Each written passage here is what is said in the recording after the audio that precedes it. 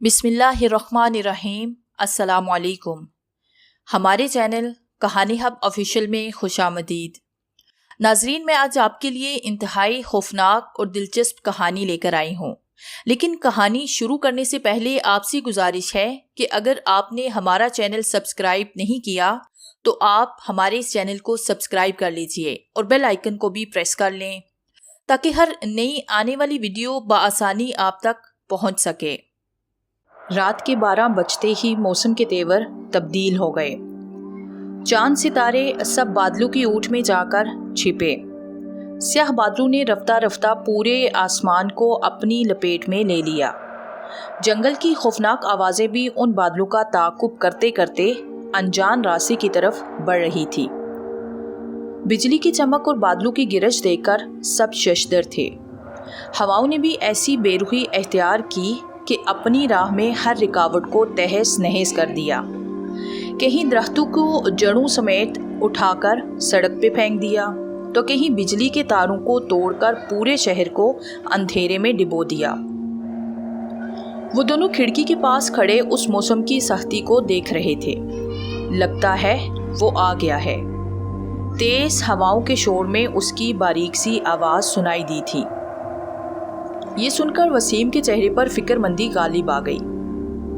ये हमारा पीछा क्यों नहीं छोड़ देता? अपने हाथों में मौजूद गिलास को दीवार पर दे मारा, मगर गिलास के टूटने की आवाज़ भी उस हवा के तूफान की नज़र हो गई। बेटा, सारे खिड़कियां दरवाजे बंद कर दो। एक सुराख भी खुला नहीं रहना चाहिए। बड़ी मुश्किल से बी अम्मा अपने कमरे में चलकर आई थी। उनके कदमों को भी उस हवा ने अपनी गिरफ्त में लिया हुआ था। विक्की, नौशी, राहिला ने आवाज़ दी तो सब अपने अपने कमरों से निकल आए। Yes mom. नाइट सूट में मलबूस दोनों अपने अपने कमरे से बाहर आए थे। नौशी की उम्र 20 साल थी, जबकि विक्की आज रात 12 बजते ही 18 साल का होने जा रहा था। तुम दोनों ध्यान से मेरी बात सुनो। आज रात ना ही तुम दोनों ने बाहर जाना है और ना ही कोई खिड़की वगैरह खोलनी है, चाहे कुछ भी हो जाए, मगर मेरी बात मत भूलना। राहिला ने दोनों को करहत लहजे में नसीहत की थी। दोनों बुरी तरह चौंके थे, क्योंकि आज से पहले उसने इनसे ऐसे बात नहीं की थी। फिर आज कैसे उनके मिजाज में सख्ती उतर आई। बस वो इसी बात पर परेशान थे। लेकिन मॉम, नौशी ने सवाल करना चाहा था, तुम्हें सुनाई नहीं दे रहा? तुम्हारी मॉम ने क्या कहा? चलो जाओ अब अपने अपने कमरों में। वसीम ने उन्हें डांट दिया। विक्की की पेशानी पर कई शिकने उभरी, मगर हालात का तकाजा खामोशी था। उधर घर के तमाम तर खिड़कियां दरवाजे बंद किए जा चुके थे। बाहर की गिरज अंदर दाखिल होने से कासिर थी। अलबत्ता बिजली की चमक वहशत का सामान पैदा कर रही थी। बी अम्मा ने बाहर की तरफ देखा तो गजबनाक बादलों को अपने ही घर की तरफ बढ़ता पाया। खुदा रहम कर, लब पर खुद ब खुद जारी हुआ था। विक्की और नौशी जीने की तरफ बढ़े, मगर आपस में मामले को समझने की कोशिश कर रहे थे। मेरे ख्याल से ज़रूर कोई बात है जो मॉम डैड ने ऐसा करने को कहा है, नौशी ने अंकल के भरोसे कहा था। ये तो मैं भी जानता हूँ, मगर क्या पता लगाना होगा। वो अक्ल के घोड़े दौड़ा रहा था, मगर मंजिल अभी तक गायब थी। ऐसा पहली बार नहीं हुआ था। हर साल जब भी विक्की का जन्मदिन करीब आता, उस पर पाबंदियां लगा दी जाती। एक हफ्ता पहले ही घर से निकलना, दोस्तों से मिलना जुलना, यहाँ तक कि वॉक पर जाना भी बंद हो जाता। और ऐसा जन्मदिन की रात तक रहता। इस बार भी ऐसा ही हुआ था। लेकिन ये सभी पाबंदियां मुझ पर ही क्यों? तुम्हारा भी तो जन्मदिन आता है, लेकिन मॉम डैड ने कभी भी तुम पर तो पाबंदियां नहीं लगाई और ना ही घर से निकलना बंद किया। हालांकि तुम एक लड़की हो। वो धर्म से बिस्तर पर गिरा था, सोचते हुए गहरी सांस ली। अब असल बात भी तो नहीं बताते मॉम डैड। तुम्हारे सामने मैंने पूछने की कोशिश तो की थी ना, उसने शिकस्तोरदा लहजे में कहा। वो ड्रेसिंग टेबल के सहारे खड़ी थी। जब घी सीधी उंगली से ना निकले तो उंगली टेढ़ी करना ही पड़ती है। उन्होंने जरूर कोई प्लान बनाया होगा। क्या मतलब है तुम्हारा? इसने मशकूक लहजे में विक्की की जानिब देखा तो वो मुस्कुराया। کہیں تم، وہ کہتے کہتے رکی تو اس نے اس بات میں سر ہلایا۔ اس کی تو جیسے سانسیں ہی رک گئی۔ ایسا سوچنا بھی مت، ورنہ میں ابھی جا کے موم ڈیڈ کو سب کچھ بتا دوں گی، اس نے دھمکی والے لہجے میں کہا تھا۔ یار تو میری بہن ہو یا دشمن، ایک بات بھی راز نہیں رکھ سکتی، وکی نے خفگی کے ساتھ کہا۔ ایک زبردست گرج آئی اور آواز کھڑکی کے شیشوں سے گزرتی ہوئی سماعت سے ٹکرائی تھی۔ دونوں نے پل بھر کے لیے باہر کی جانب دیکھا تو واقعی حالات بہت زیادہ خراب تھے۔ ایسا طوفان ہر سال اس کے جنم دن پر ہی آتا تھا۔ میں تمہاری کوئی دشمن نہیں ہوں اور نہ ہی موم ڈیڈ دشمن ہے، ضرور کوئی بات ایسی ہے تبھی وہ تمہیں باہر جانے سے روکتے ہیں، اس نے کپکپاتے لہجے میں کہا۔ لیکن سلوٹو کو پیشانی پر جگہ دی۔ لیکن کچھ بھی نہیں، میں ابھی جا کے موم ڈیڈ کو بتاتی ہوں کہ تم باہر جانے کا سوچ رہے ہو۔ یہ کہتے ہی اس نے باہر کا رخ کیا تو وہ ہڑبڑاتا ہوا اس کے سامنے آ کھڑا ہوا۔ اچھا یار معاف کر دو، نہیں جاتا باہر، اب خوش مت بتانا موم ڈیڈ کو، ورنہ وہ میرے جنم دن پر بھی ہاتھ اٹھانے سے گریز نہیں کریں گے، وکی نے مزاح والے لہجے میں کہا، جس پر وہ مسکرا دی اور کچھ سوچتے ہوئے باہر کی جانب جانے کا رخ کیا۔ ابھی وہ دروازہ بند کرنے جا ہی رہا تھا کہ کھڑکی پر زبردست قسم کی دستک ہوئی۔ کوئی بڑے زور سے دروازے کو پیٹ رہا تھا۔ نوشی کے قدم بھی وہیں منجمد ہو گئے۔ برجستہ پلٹی تو وہاں ایک عکس کو پایا۔ اندھیرے میں کچھ بھی واضح نہیں تھا۔ کون ہے؟ وکی نے سخت آواز میں پوچھا، مگر جواب نہ آیا۔ نوشی نے جانے کا ارادہ ملتوی کیا اور اس کے ساتھ کمرے کے عین وسط میں آ کے کھڑی ہوئی۔ دونوں کی نگاہیں کھڑکی کی جانب تھی، جہاں اندھیرے میں ڈوبا ہوا مجسم دکھائی دے رہا تھا۔ کون ہو سکتا ہے وہ؟ نوشی نے تھوک نکلتے ہوئے پوچھا تھا۔ میں دیکھتا ہوں۔ وکی نے آگے بڑھنا چاہا مگر نوشی نے زبردست قسم سے اس کا ہاتھ پکڑ لیا۔ نہیں، موم ڈیڈ نے منع کیا تھا۔ اس کا پور خوف میں ڈوبا ہوا تھا۔ دستک دوبارہ سنائی دی۔ اس بار ایک کربناک آواز بھی سماعت میں گونجی تھی۔ مدد، کوئی تو میری مدد کرے۔ آواز میں ایسا درد تھا کہ وہ اپنے آپ کو روک نہ سکے اور دھیرے دھیرے کھڑکی کی جانب بڑھے۔ ایک بار پھر سوچ لو وکی، موم ڈیڈ نے کیا کہا تھا؟ اس کے لہجے میں لرزہ تھا، ہاتھوں پر بھی کپکپی تھی۔ لیکن کوئی مدد کے لیے پکارے تو اسے اکیلا بھی تو نہیں چھوڑا جا سکتا۔ اس کے دل میں ہمدردی کا عنصر پیدا ہوا تھا۔ طوفان نے زور پکڑا اور سیاہ بادلوں سے ایک چمکتی ہوئی بجلی کی لکیر زمین کی طرف بڑھی، آنکھوں کی روشنی جیسے زائل ہونے کے قریب تھی۔ کوئی ہے جو میری مدد کرے، مجھے مدد چاہیے۔ درد میں ڈوبی آواز دوبارہ گونجی۔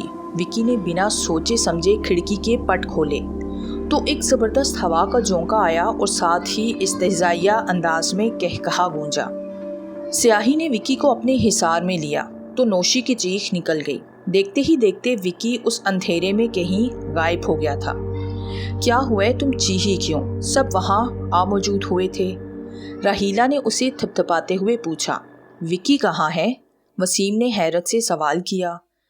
تبھی نگاہ کھلی کھڑکی کی جانب گئی تو پاؤں تلے سے جیسے زمین ہی نکل گئی۔ کھڑکی کس نے کھولی یہ کھڑکی؟ میں نے منع کیا تھا نا؟ وسیم کی آواز میں گرجتی پورا وجود کانپ اٹھا تھا۔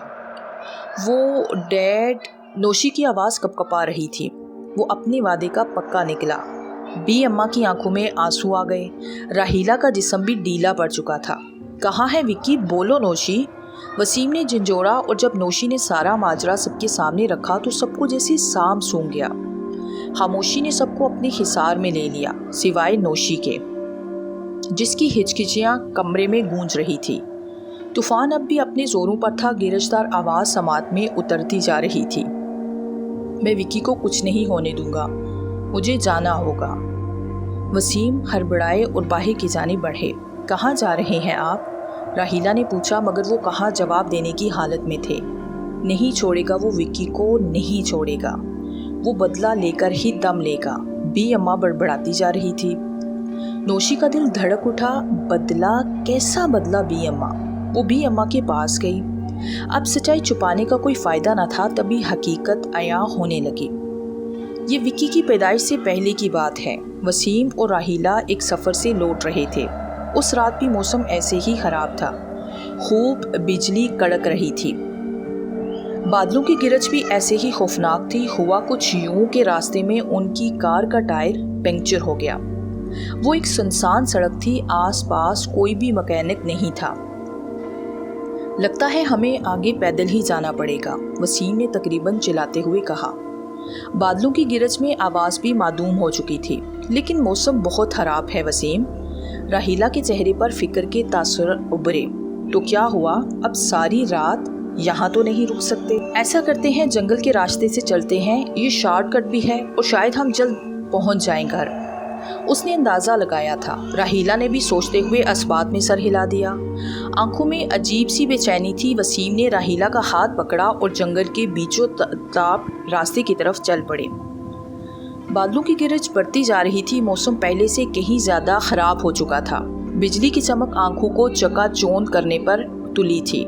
मुझे बहुत डर लग रहा है वसीम, मुस्तरब लहजे में राहीला ने कहा। वसीम ने हौसला दिया मगर रुका नहीं। डर तो उसके दिल में भी बैठ चुका था। जंगल से गुजरते हुए कई बार उनका दामन कांटेदार झाड़ियों से उलझा, मगर वो संभालते हुए आगे बढ़ते रहे। तभी अचानक से राहीला के सामने एक सांप नमूदार हुआ था। सांप! वो बुरी तरह से चिल्लाई। वसीम ने सामने देखा तो वहाँ एक सांप दरख्त की टहनी से झूल रहा था। स्याह रात में चमकती आंखें उन्हें गूं रही थी। लम्हे भर के लिए वसीम की भी सांसें थम गई। डरो मत, वसीम ने उसे हौसला दिया और राहीला को अपनी पुश्त के पीछे करते हुए एक टहनी उठाकर दूर से ही उस सांप को रास्ते से हटाना चाहा, मगर वो अपनी जगह पर साकित था। अपनी चमकती आंखों से उसे मुसलसल घूर रहा था। ये तो हटने का नाम नहीं ले रहा। राहीला ने गुंदे हुए लहजे में कहा था। हम दूसरे रास्ते से चलते हैं। कुछ सोचने के बाद वसीम बोला और फिर दाएं जाने मुड़ा। अभी उन्होंने 2 कदम ही आगे की तरफ बढ़ाए थे कि दोबारा फिजा चीख से बुलंद हुई। वही सांप अब यहाँ भी उनका रास्ता रोके झूम रहा था। राहीला की तो जैसे सांसें ही थम गई। आंखों से आंसू मुसलसल बहने लगे। वसीम, मुझे बहुत डर लग रहा है। तुम डरो मत, मैं हूं ना, हकलाते हुए उसने हौसला दिया था।